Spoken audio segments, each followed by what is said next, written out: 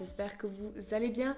On se retrouve pour ma présentation de deux coups de cœur que j'ai déjà eu en janvier 2021. Donc on va commencer tout de suite sans plus tarder. Alors c'est marrant parce que ces deux coups de cœur ne sont pas du tout dans le même genre puisqu'il s'agit d'un roman et ensuite d'une série de mangas. Je vais d'abord vous présenter le roman parce que je sais que certaines n'aiment pas trop les mangas, ils ne veulent pas trop s'y attarder. Donc voilà, si vous n'aurez plus qu'à quitter la vidéo si la saga de manga ne vous intéresse pas, mais je dois vous dire quand même que vous rateriez quelque chose quand même. Mon premier coup de cœur de 2021, c'est Circe de Madeline Miller avec cette magnifique couverture. Alors ce roman, vous l'avez déjà vu passer des milliers de fois, peut-être pas récemment, mais peut-être il y a 3 ans.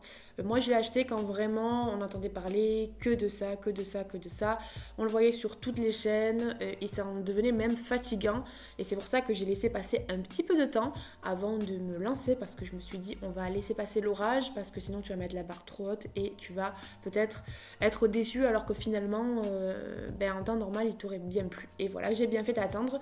Je l'ai sorti à point nommé, donc entre décembre et janvier, et je l'ai terminé en janvier et j'ai vraiment adoré puisque forcément logiquement il est dans cette vidéo, c'est un coup de cœur. Alors de quoi ça parle? On va parler comme son nom l'indique de Circe. Qui c'est Circe dans la mythologie grecque? C'est une demi-déesse, c'est la fille de Hélios, le soleil, le dieu soleil, et d'une nymphe qui s'appelle Persée et qui est la fille de Océan. Voilà. Ce sont des titans, hein, Hélios et Océan, contrairement à Zeus et la compagnie là qui sont plutôt des Olympiens. Voilà. Donc Circe, elle naît dans le palais de son grand-père Océan et elle va vivre un peu toute son enfance là-bas.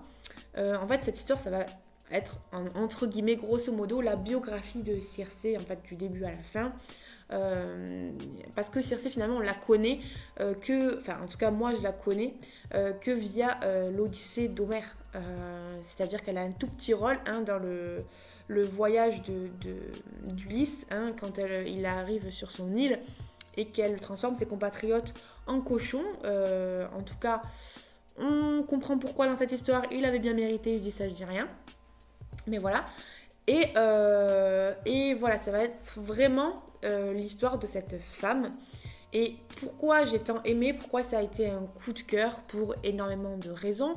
La première, c'est que Circe est un personnage auquel on ne peut que s'attacher. J'ai vu que certains avaient été un peu agacés par moments, mais moi je l'ai trouvée terriblement attachante, bouleversante.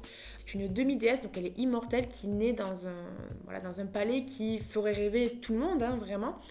Mais en fait, on se rend compte que les dieux sont abominables. On le savait parce que dans les poèmes grecs, latins, etc., on sait que les dieux n'ont pas d'humanité puisqu'ils ne sont pas humains, forcément. Premier sens du terme, ils n'ont pas de compassion, ils n'ont pas de pitié, ils s'amusent au détriment des uns et des autres, ils se font des sales coups tout le temps. Ils se servent des humains comme de leurs marionnettes, clairement, ils s'en foutent complètement, ils n'ont pas de sentiments. Et Circe, elle se démarque un peu d'eux parce qu'elle a ce côté presque humain chez elle, qui n'est pas normal pour eux, on va dire. Et elle se demande ce qui cloche chez elle aussi parce qu'elle est vraiment différente. Elle grandit dans une mère qui ne lui donne absolument pas d'amour, qui la trouve laide, qui la trouve sans intérêt, avec des frères et des sœurs qui se moquent d'elle, avec un père qui est froid, alors que pourtant c'est le soleil, mais qui est froid comme la glace. Enfin, c'est vraiment pas la joie. Une rencontre quand même va la marquer, bon je vous en dis pas plus, avec un personnage mythique très très important. Et voilà, donc il va se passer quelque chose et elle va se retrouver exilée sur une île. Et c'est là qu'elle va avoir cette réputation de sorcière parce qu'elle va faire des décoctions de plantes. Voilà, elle va se servir des plantes, de la faune, de la flore pour faire ses petites potions. Et du coup, va naître son mythe de sorcière. Voilà pour ça, je vous en dirai pas plus. Vous vous doutez bien qu'on va pas la suivre tranquillement sur sa petite île à faire ses petites potions tranquilles. Il va se passer plein de choses. Enfin, plein, oui et non. C'est quand même un récit qui ne repose pas forcément que sur l'action, mais qui repose vraiment sur la vie d'une femme qui se construit au fur et à mesure et qui devient indépendante dans un monde qui est gouverné, je suis désolée, par le patriarcat, qui est gouverné par voilà, un monde même de Dieu, hiérarchiquement, qui est gouverné par Zeus. Zeus est le maître ultime. Euh, bon, à part Athéna qui est un petit peu badass et tout ça, qui peut faire un peu ce qu'elle veut, mais c'est un monde mythique d'hommes, voilà, où même les titans sont des hommes, les dieux de pouvoir sont des hommes. Les femmes n'ont pas vraiment d'importance, c'est les femmes d'eux, ou les sœurs d'eux, ou les... Voilà, elles n'ont pas vraiment le rôle central, et pourtant, oui, Circé veut être maîtresse de sa propre vie, elle veut être indépendante, elle ne veut pas s'emmerder avec un mari, avec un frère, avec un père qui est une potentielle autorité sur elle. Elle est vraiment entière. Et c'est ce portrait féministe, cette histoire-là en fait. Et vraiment, je trouvais extraordinaire de prendre une matière première comme ça, qui est, encore une fois, presque, voilà, le monde grec antique est très misogyne. Prendre cette matière première-là et en faire quelque chose de féministe, d'actuel, quelque chose qui est... voilà, qui pourrait se lire encore dans 10, 20 ans et qui serait encore actuel, alors que vraiment on parle de mythologie grecque, hein, de ce qu'il y a de plus ancien en fait, et qu'on reprend les mythes fondateurs, quoi. Donc j'ai trouvé ça exceptionnel, vraiment, elle arrive à faire une prouesse géniale, quoi, je veux dire, c'est... Et puis voilà, la plume est très poétique, la plume reprend... les concepts en fait de ce monde ancien là. On a beaucoup de sensualité au premier sens du terme, avec voilà, les cinq sens qui marchent tout le temps, hein. On est vraiment implanté dans ce monde là, et l'autrice de toute façon sait de quoi elle parle puisqu'elle est prof de lettres classiques, donc autant vous dire que c'est son dada, quoi. C'est son dada. Et moi j'avais peur parce que j'ai aussi fait des études de lettres classiques, donc je suis assez exigeante à ce niveau-là, parce que c'est toujours ce qu'on connaît un petit peu, voilà, on a envie de le retrouver et bien transcrit entre guillemets dans un livre, et c'est ce qui se passe, et ça a été un énorme coup de cœur, je ne m'y attendais pas. Le personnage de Circé, elle est fabuleuse, voilà. Et ce que j'ai beaucoup aimé aussi, c'est que même si c'est une revisite, clairement il ne faut pas le prendre au pied de la lettre, que c'est pas le mythe, voilà, tel qu'il est raconté ici, c'est pas le vrai mythe, je veux dire c'est une revisite, donc l'autrice prend les mythes et les met à la sauce de son histoire. Mais on a quand même une autre vision des héros grecs de cette histoire. Je veux dire, moi j'ai lu l'Odyssée d'Homère au collège. Bon, je me rendais pas forcément compte à l'époque, mais là je me rends clairement compte. On est clairement dans un parti pris, on est dans un point de vue féminin. Alors on a une autre vision en fait.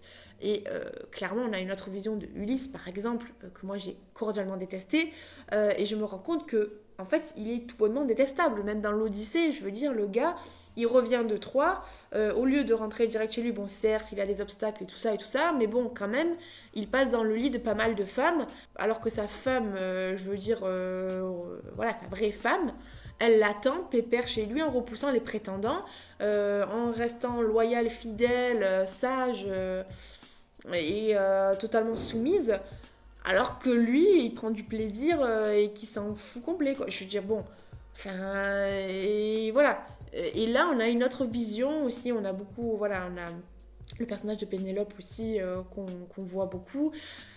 Et voilà, je vous parle d'Ulysse, mais il y a énormément d'autres personnages, notamment Scylla, le monstre, Dédale, le Minotaure. Enfin, vraiment, j'allais dire c'est un défilé, c'est pas un défilé, mais c'est énormément de personnages qu'on adore retrouver. Et il y a aussi la satisfaction du lecteur qui sait, en fait, qui se dit « Ah, ce personnage, je le connais » et qui aime le retrouver, en fait, dans cette histoire-là. Mais aussi, n'ayez pas peur si vous êtes novice en mythologie, parce que c'est très, très accessible. Ça peut être même un premier pas dans ce monde-là. Donc vraiment, c'est très très bien expliqué. Et même si vous êtes peut-être au collège, lycée, que vous étudiez Homère ou d'autres auteurs, ou Ovide, ou que sais-je, peut-être ça serait aussi une lecture plaisir, mais qui pourrait vous apporter une autre vision des héros, des femmes, des dieux, des déesses, de la conception de la mortalité, de la vie, de la mort, de l'immortalité. Voilà, et ça pourrait être très intéressant parce que c'est un roman qui est quand même très bon en termes voilà, de qualité d'écriture, et même le fond est très documenté. Encore une fois, l'autrice sait de quoi elle parle. Donc vraiment, je vous le recommande. C'est vraiment... Peut-être que ça ne sera pas un coup de cœur pour vous, mais je pense que vraiment, c'est de la culture et c'est aussi du plaisir de lecture. C'est aussi une histoire à part entière, une intrigue. Alors certes, il n'y a pas 10 000 rebondissements. Ce que j'aime, c'est qu'on est beaucoup en introspection. Mais il y a quand même pas mal d'actions quand même. C'est passionnant, c'est génial à lire. Voilà, moi je suis pas trop, je suis un peu partiale, hein, mais parce que j'aime la mythologie. Mais même je pense ceux qui n'y sont pas forcément habitués, vous pouvez facilement vous lancer. Et n'ayez pas peur, hein, c'est pas si gros, ça fait à peu près 500 pages. Mais ça se lit très très vite, ça se lit très très bien. C'était un bonheur. Donc vraiment, voilà, je crois que j'en ai beaucoup trop dit, mais lisez Circé de Madeline Miller, c'est un excellent cru. Ensuite, je vais passer à autre chose. Je vais parler de la saga de manga de Ichigo Takano qui s'appelle Orange. Il y a 6 tomes actuellement. Il faut savoir que le 6e est un espèce de spin-off qui reprend un des personnages dans le futur. Donc on va dire qu'il y a... En gros, il y a vraiment 5 tomes sur la saga à part entière et un 6e qui est un spin-off. Je crois que la saga n'est pas forcément terminée. L'autrice avait prévu ou promis du moins un 7e tome, mais il n'est pas encore publié. Donc je ne sais pas si elle va un jour le publier ou non, ou si elle a déjà écrit ou pas. Donc de quoi parle Orange? Alors il faut savoir d'abord, pour recontextualiser, que c'était mon premier manga parce que avant je n'étais pas du tout attirée par ce type de littérature. Je sais pas, j'ai eu un déclic. Et je me suis renseignée, je crois que c'est une des vidéos de Piketty Booking qui m'avait donné envie, une vieille vidéo. Et vraiment, je me suis dit, voilà, pourquoi pas commencer par cette saga-là qui ne les est plus sur moi. Donc, excusez-moi, je ne vais pas pouvoir vous montrer les images, les graphismes et tout ça. Peut-être un petit peu vous en parler, mais je ne pourrais pas vous les montrer en fait.